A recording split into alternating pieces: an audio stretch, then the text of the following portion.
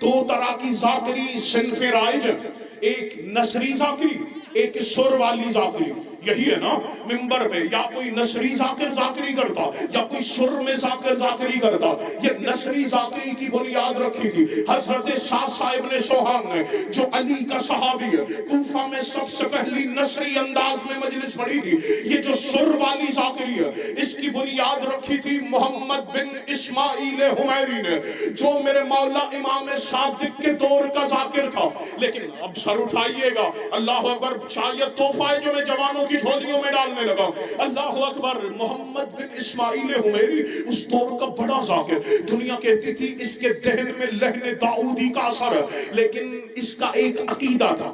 یہ حضرت محمد حنفیہ کو امام مانتا تھا اور کہتا تھا محمد حنفیہ زندہ غار میں موجود ہیں اور وہی مہدی ہے. کسی نے امام صادق کے سامنے محمد بن اسماعیل حمیری کے تذکرہ کیا، مولا فرماتے اس کی جھولی خالی ہے، اس کے دامن میں کچھ نہیں ہے، اس کے لیے خدا کے پاس کوئی اجر نہیں ہے. محمد بن اسماعیل حمیری کو پتا چلا، سیدھا امام کی خدمت میں آیا. فرزند رسول، میں آپ کا ذکر کرتا ہوں اور آپ کہہ رہے ہیں میری جھولی خالی ہے، میرے لیے خدا کے پاس کوئی اجر نہیں ہے. امام نے کہا اگر آ گیا ہے تو سن. سر اٹھائیے گا، میں نے پہلے کہا ہے شاید جوانوں کے لیے تحفہ جو دیا کرنے لگو. امام صادق فرماتے محمد بن اسماعیل حمیری سن، میں جعفر صادق تمہیں سمجھا رہا ہوں. میرے نانا مصطفیٰ کے بعد بلا فصل امامت کا سلسلہ شروع ہوا اور پہلے امام میرے دادا علی ابن ابی طالب ہے، دوسرے امام میرے دادا حسن مجتبیٰ ہے، تیسرے امام میرے دادا حسین شہید کربلا ہے، چوتھے امام میرے دادا علی زین العابدین ہے، پانچویں امام میرے بابا محمد باقر ہے، چھٹا امام میں خود جعفر صادق ہوں، ساتواں امام میرا بیٹا موسیٰ کاظم ہے، آٹھواں امام اس کے بعد علی رضا ہے، نواں امام محمد تقی جواد ہے، دسواں امام علی ہادی نقی ہے، گیارہواں امام میرا بیٹا حسن عسکری ہے، بارہواں امام میرا بیٹا قائم ہے.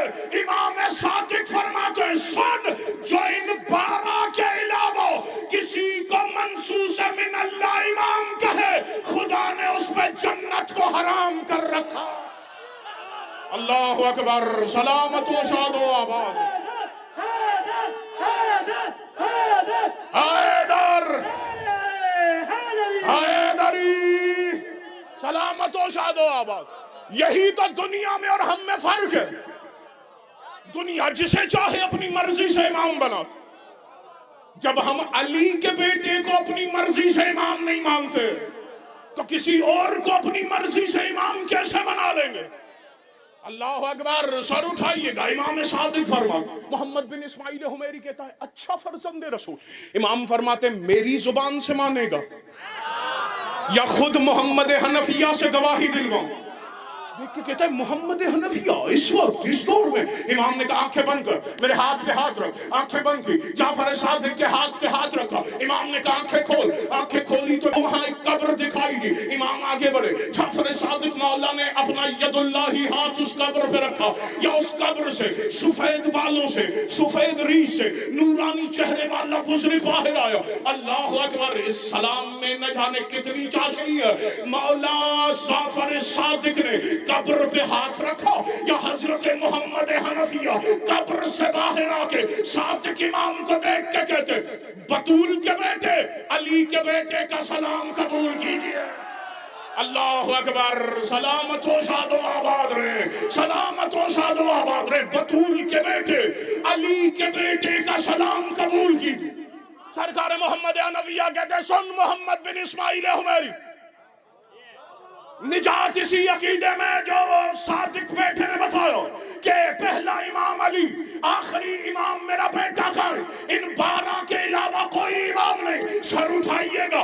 اب محمد بن اسماعیل حمیری کہتا میں پہلے والے عقیدے سے توبہ کرتا ہوں اور آج کے بعد جعفر صادق کو اپنے دور کا امام مانوں گا، جعفر صادق کو اپنے دور کا امام مانوں گا، جعفر صادق کو اپنے دور کا امام مانوں گا. اب معصوم نہیں ہے، منزہ عن الخطا نہیں ہے. بسم اللہ. معصوم نہیں ہے، منزہ عن الخطا نہیں ہے. گنہگار ہیں لیکن ایک بھروسہ، گنہگار ہیں علی کی ولایت میں شک کرنے والے نہیں ہیں، گنہگار ہیں، علی کے فضائل کے منکر نہیں ہیں، گنہگار ہیں، ان کی اختیارات میں سوچتے نہیں ہیں۔ سر اٹھائیں جملہ ہدیہ کروں۔ پھر آخر اتنے پر امید کیوں ہیں؟ محمد بن اسماعیل حمیری کہتا ہے مولا صادق کیا مجھے معافی مل جائے گی؟ امام صادق آگے بڑھے اور امام صادق نے اپنا ید اللہ ہاتھ محمد بن اسماعیل حمیری کے سر پہ رکھا، دیکھ کے کہتا ہے خدا کا شکر، اب مجھے یقین ہو گیا کہ مجھے معافی مل جائے گی۔ امام نے کہا کیسے یقین ہوا؟ دیکھ کے کہتا ہے جعفر صادق نے میرے سر پہ ہاتھ رکھا، اب پتا چلا خدا گنہگاروں کو کیسے معاف کرے گا۔ اللہ اکبر، سلامت و شاد و آباد۔